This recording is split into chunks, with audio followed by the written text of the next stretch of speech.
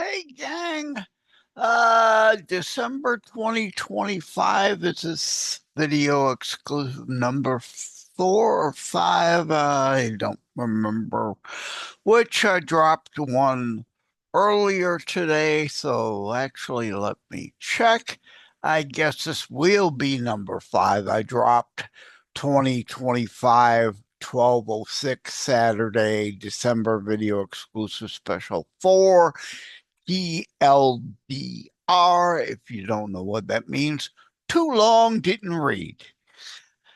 The state of our short attention spans and stupid people, because they won't read anything where it's actually detailed and get all the information they need. So they're woefully, inadequately uninformed and often misinformed. Anyway, sports. Full disclosure, I've got a hockey game on the TV over there. All right. Full disclosure, I do place bets. Also, full disclosure, health issues. I'm on disability. My bet's 10 cents. That's right. I don't win big, but hey, I don't lose big, right? If you don't got it, don't bet it. If you can't, right? So 10 cents. Yes, thank you, Detroit Lions. I won my 10-cent bet the other day. They defeated the Dallas Cowboys.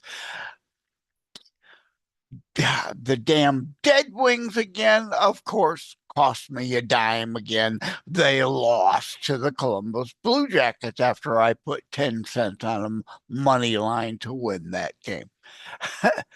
So, with that out of the way, sports betting controversies with the MLB pitchers purposely tossing balls into the dirt if you're bet because indeed you could drill down and bet, oh, the next pitch will be, well, they're saying to their friends, the seventh pitch I will pitch in the fifth inning will be a ball. I can guarantee it will be a ball because I'm going to throw it in the dirt.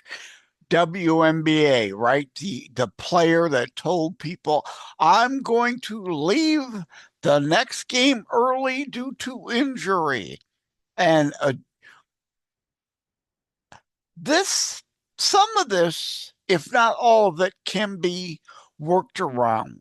And that's what I want to talk about. So we don't ruin the sport and we don't ruin the betting. We remove incentive by making it more difficult. If we eliminate a pitch, the next pitch will be a ball or a strike. How about balls and strikes average per inning? Doesn't matter how short, how little time the pitcher's in the game, how much time the pitcher's in the game.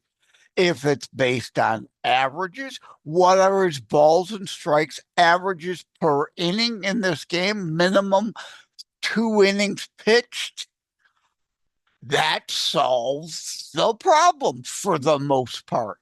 Yeah, now he's really throwing the game if he's throwing, pun intended, pitches right. Oh, my average will be more balls than strikes.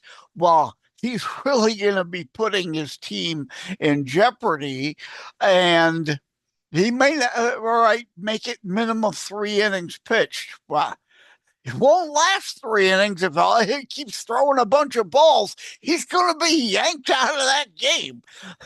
So we're talking realistic, doable probabilities in betting then, and realistic outcomes, less chances for manipulation, not eliminating manipulation entirely and potential for fraud, but reduces it. We can reduce the odds. Again, we're talking betting, pun intended. Jokester Joe can't pass a lame pun. Anyway, oh, I'm looking up.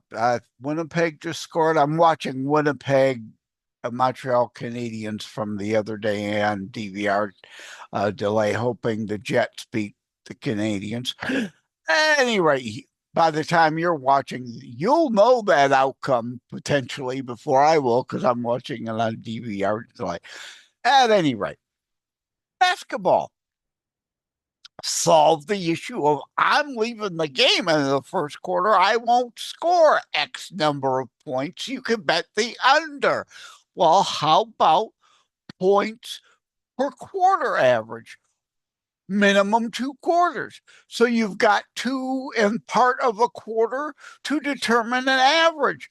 Points per quarter average, or points, right? That's better than points per game because, again, oh, if I leave in the first quarter, I'm not going to make that over on points per game. I'm not going to be in the game for 4 quarters to get anywhere close to that. So points per quarter average or points per 5 minutes. I would say it'd be like points per minute average, but then we're getting into fractions. But that would be best minimum 1 quarter played. If as long as they play a quarter, then we've got a reasonable sum to say, okay, X number of points divided by X number of minutes, points per minute average, whether they play 1 or 4 quarters. What's the average?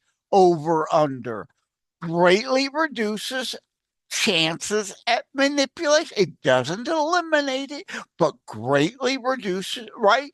Because if the guy keeps throwing bricks on purpose, he's going to be yanked from the game in less than a quarter. He's going to be benched for the second, third, and fourth quarters if he's throwing bricks to purposely lower his points per average game. He won't be in enough time to qualify for the stat to even register for the bet to be even valid for people to have a rigged under opportunity.